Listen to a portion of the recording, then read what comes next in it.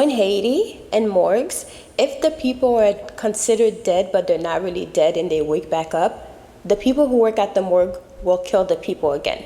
Let's get into it. So, this is very sad. This is a very sad story. I don't even know why I'm laughing. But when I was in Haiti, I heard this story. And it's not even like a story. It's like the town's gossip. It's not just a story that's made up. So this lady that lived in the town basically passed away. And in this morgue that she was put in that morgue, so there in everywhere there's good people and there's bad people. In any job there's good people and there's bad people.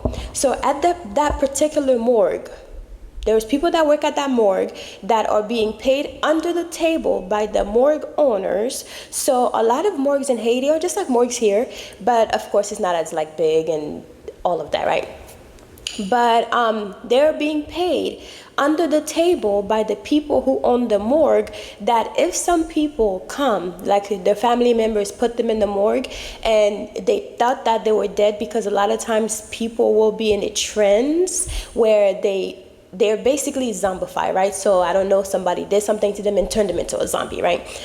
They look like they're dead. They'll get cold and all that stuff. Their heart will stop and everything, but they're not really dead, right? And there's things that you could do to bring those people back to life, but they're basically zombified. There's stories about people who have died and turned to zombies, and people use them as slaves and all that stuff, and then they find their way home. So in this particular morgue, the gossip in the town was that whenever somebody died or supposedly dead, the family thinks that they're dead. They bring them in the morgue. So basically the owner of the morgue is making this much money. They don't want the body to wake back up and then the family say, oh, well, I'm taking my family back because they didn't really die. So the thing was, this one lady passed away. We don't know exactly how she passed away, but it was something that had to do with voodoo. Somebody unalived her, probably because she had something that they wanted and they just thought it's their right to have it, and since they can't have it, they're going to unalive you. I don't know the situation, but it happens all the time in Haiti as well as here. You'll be very surprised. But in my opinion, well, not in my opinion. So the lady died, and her family put her in the morgue, and it was going to about 2 weeks. 2 weeks. Because in Haiti, funerals, it takes forever. It could take like a whole month because the whole family need to get clothes made. It's a whole thing. So the people who own the morgues are basically collecting money this whole time because the body is in the morgue. So the rumor in the town was the lady actually woke up and she started asking for her family, and they didn't want to tell the family that the lady woke up. She was in the morgue for about 2 days. They kept her there. They gave her some food. Some of the people who work will give her food. They don't want to tell because she'll be in and out. So she'll be good, and then she'll fall back into a trance. She'll be as if she's dead again. So depending on who's on the shift, some people are like, they're so afraid to go and tell the family member, but the rumor has been spreading. The family still never heard anything about it. But what I heard was one of the people that was working at the morgue, who was getting paid good money by the morgue owner, basically took how do you call this? Mato. Damn, how do you call these things? I don't know. Those things that you nail things with. Anyways, hit the person in the head. It's not funny. It hit the person in the head and really killed her. Actually really killed her. The lady was never dead.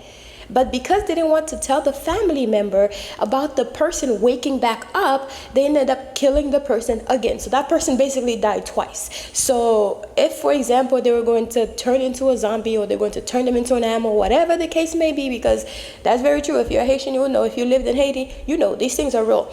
But instead, I guess whoever did that kind of sort of helped her in a way, because when people turn you into these things, because they have an agenda for you, right? They have an agenda. People are going to bury you, and then at midnight the same day, they're going to come and do whatever ritual they need to do to raise your body up. That's the one thing that I know, that I've heard about, and I know people close to me that have told me stories like that. So in my opinion, this lady, I think whoever did that to her did her a favor, but then again, she could have been, I don't think she could have ever been restored back to the person that she was, because once you become a zombie, it's very hard for you to go back to how you were again, because technically you're not really human anymore. But yeah, so she unalived her, and then the family ended up burying her, They embalmed her and buried her, and the family had no idea that they actually did that because, of course, they fixed her up real good. And at the morgue, a lot of times the family will go and they bathe their own family, but her family, I don't know how they ended up not going to bathe her to prepare her for a funeral and everything. Maybe the funeral home, the morgue probably told them something like, hey, this is a new service, we're offering you this for free. I don't know, but that lady was not dead.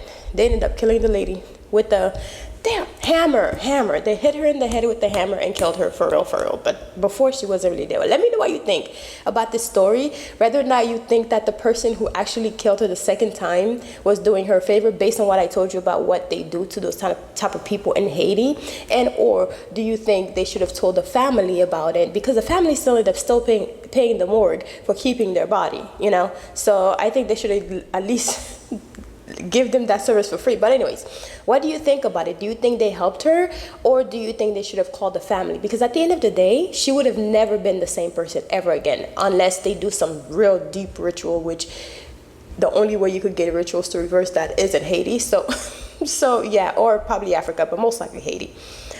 So let me know what you guys think about this, whether or not they should have. Let me know what you think either way, right? Let me know, and let me know if I should bring more stories like this, creepy stories from Haiti that I have heard. Because in Haiti, what they do is we all always sit around in a circle. I actually have a book where I talk about all the stories that I used to hear while we sit in a little circle and campfire type stuff. And they will tell you stories at nighttime that literally will keep you up at night. You cannot go to sleep. But the thing is, once they start telling you the stories, you cannot move. You want to finish hearing the story, even though you know it's going to be torturous for you tonight to be able to sleep, because the stories are so scary. And a lot of time, the stories are real stories. They're not telling you just made up stories. These are real stories. And my family used to always tell us about crazy stuff that happened within the town that we live. So yeah, and usually every single night I go to sleep, it's always something on top of the roof or something. But anyways, guys, let me know what you think. Bye.